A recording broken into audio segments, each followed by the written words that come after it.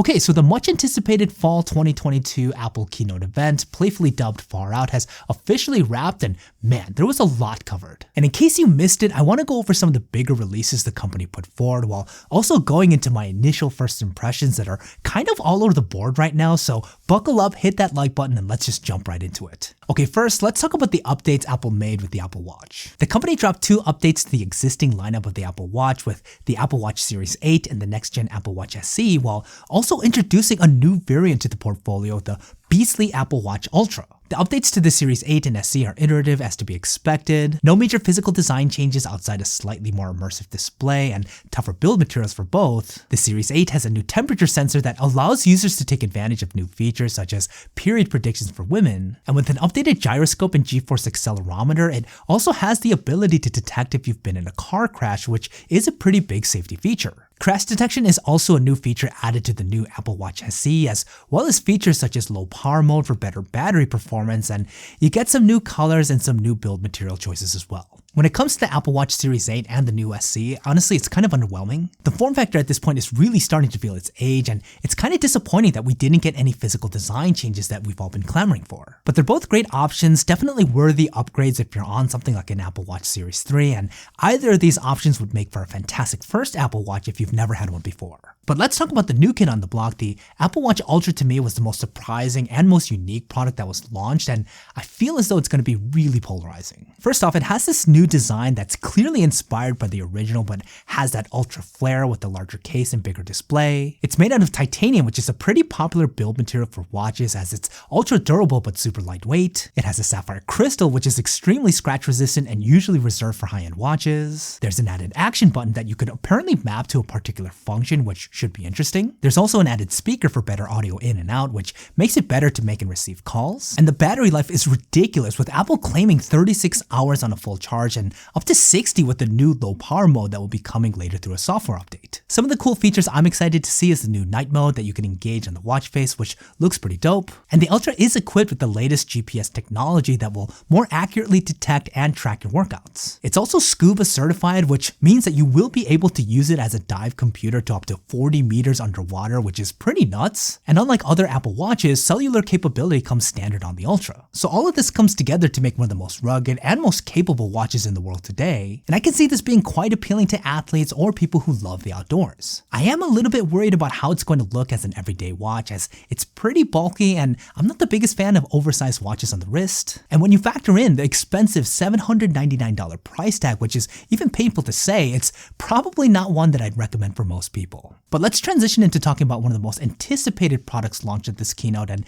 that's the update to the AirPods Pro. Upgrades to Apple's fan-favorite headphones includes the addition of the H2 chip, as well as new low-distortion audio drivers with custom amplifiers for enhanced sound quality, and improvements to AirPods spatial audio. When it comes to active noise cancellation, with the power of the H2 chip, Apple claims that the new AirPods Pro can cancel out 2 times as much noise as its predecessor, which is a pretty crazy claim. And this allows for a new dynamic transparency mode that factors in different noises around your environment. They also come with new touch capacitive capabilities to control things like volume with the swipe of your finger, and the case gets upgrades as well with this weird lanyard loop and the ability to use the Apple Watch magnetic charger to charge, which is pretty cool, as well as a built-in speaker that provides more dynamic notifications. And they also support precision finding if you're near enough for a Bluetooth connection, just like an AirTag. So it looks like a lot of effort is being put to help ensure that you never lose your AirPods. You also get some improvements to battery life, which is good to see, and some new silicone ear tips to help you find the best fit. Now, my first impressions to the AirPods Pro, I know it can come off underwhelming with the very limited physical design updates, but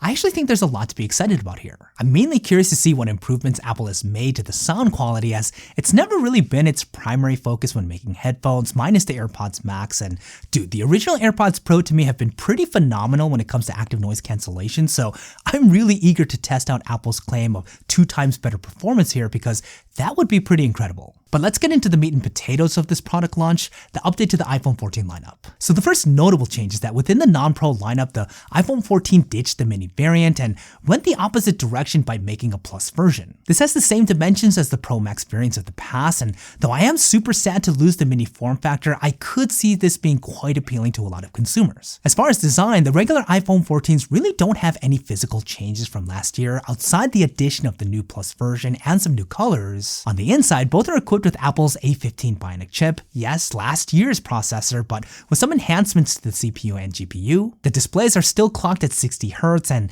the notch cutout for Face ID is exactly the same. When it comes to cameras, the regular 14s come with 2 cameras on the rear, which again is no change, but the main camera does have an upgraded larger sensor with larger pixels than before, and the addition of Apple's sensor shift optical image stabilization. This should make for improved image quality across the board, particularly in low light conditions. The selfie camera got an upgrade as well with a new and improved 12 megapixel sensor, which should also perform better in low light. And when it comes to video, Apple has a new super stabilization feature called Action Mode. I mean, the iPhone already performed extremely well when it came to stabilization in the past, but this really looks to be next level and could be great if you're a run and gun shooter. But all in all, the updates here in comparison to everything else are the most minor in my opinion. This is especially true for the regular iPhone 14. I mean, there's almost no difference at all to the iPhone 13, so it's kind of a nothing upgrade, but I am excited to see the new Plus variant. But let's talk about what to me was the most important product announcement, the new iPhone 14 Pros. The Pro models have updated Face ID and front-facing camera hardware that allows the notch to be turned into the small pill-shaped cutout, making for a more immersive viewing experience. Now, this was something the leaks and rumors had anticipated for months, so it was no major surprise. But what Apple did with its software in relation to this cutout, it's pretty freaking amazing. They're calling it the Dynamic Island, which, dumb name aside, is quite genius. iOS on the iPhone 14 Pro essentially uses this area of the phone to now act as the primary place for dynamic notifications, and what they demoed was pretty comprehensive. It very much acts like a semi-multitasking screen that is full of really nice animations and a ton of functionality. This has the potential to play a major role in the user experience as it's weaved into so much of what you're doing on the phone, and it's a brilliant way to take a static part of the design and turn it into something completely different. The display also supports a new always-on mode, which iPhone users have been asking for years, which is great. And all of this is powered by Apple's new and most powerful chip, the A16 Bionic, which no doubt helps make all those new animations on the island super silky smooth. And there's some significant improvements to the cameras as well. The main sensor is rocking a 48 megapixel quad pixel sensor, which allows for a high quality 2x digital zoom in addition to the 3x optical zoom that already exists for maximal focal length coverage. Video capabilities on the 14 Pro can also take advantage of the new action mode for class-leading stabilization, and cinematic mode can now be shot in 4K at up to 30 frames per second. And I think one of the most important updates around the iPhone 14 Pro lineup and the non-Pro lineup is that the prices have stayed the same as last year, which many of us anticipated would go up. This is particularly great for the 14 Pro models, as I feel as though there are more upgrades here that would warrant a price increase, so it's great to see that Apple is keeping things the same as last year when it comes to price. And it's pretty clear at this point that Apple is putting in a concerted effort to better differentiate the Pro and non-Pro models of the iPhone, which I think is smart. It's going to require some dud devices like the iPhone 14 until the change becomes more permanent, but I do like having better separation between the two, as I'm hoping that it leads to more Pro-like features. So I am going to be ordering a ton of these devices as they're made available, so make sure that you subscribe to the channel so you can catch all the hands-on reviews, but let me know what you're most excited about. Are you all over the Apple Watch Ultra, or are you going to make the plunge with the iPhone 14 Pro Max? Curious to get your thoughts. Let me know what you guys are thinking in the comments down below. Okay, that's about it for this review. Don't forget to leave me a thumbs up if you guys find it useful. Again, I'd really appreciate it. Check out these other reviews if you're looking for more, and I'll see you guys in the next one.